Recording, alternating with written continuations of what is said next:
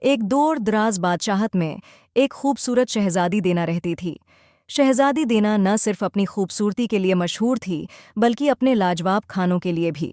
وہ ایک ماہر شیف تھی اور اس کے پکوانوں کی خوشبو پورے محل میں پھیل جاتی تھی۔ شہزادی دینا کو بچپن سے ہی کھانا پکانے کا شوق تھا۔ اس کی ماں، جو خود بھی ایک ماہر شیف تھی، نے اسے مختلف پکوانوں کی تراکیب سکھائیں۔ دینا نے اپنی ماں کے ساتھ مل کر محل کی کچن میں بے شمار تجربے کیے اور نئی نئی ریسیپیز ایجاد کیں۔ جلد ہی دینا کی مہارت کا چرچا دور دور تک پھیل گیا۔ ایک دن دینا کے والد بادشاہ نے اعلان کیا کہ وہ ایک بڑی دعوت کا اہتمام کر رہے ہیں جس میں تمام قریبی ریاستوں کے بادشاہ اور ان کے درباری شرکت کریں گے۔ بادشاہ چاہتے تھے کہ اس خاص موقع پر شہزادی دینا خود کھانا پکائے اور اپنی مہارت کا مظاہرہ کرے۔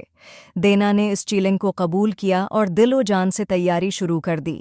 اس نے اپنی پسندیدہ ریسیپیز کو منتخب کیا اور انہیں مزید بہتر بنانے کے لیے مختلف مصالحوں کا استعمال کیا۔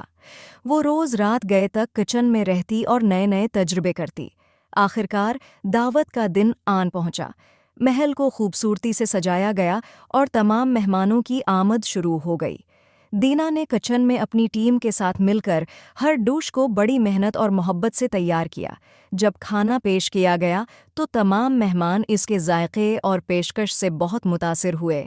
ہر کوئی دینا کی تعریف کرنے لگا اور بادشاہ بہت فخر محسوس کرنے لگا۔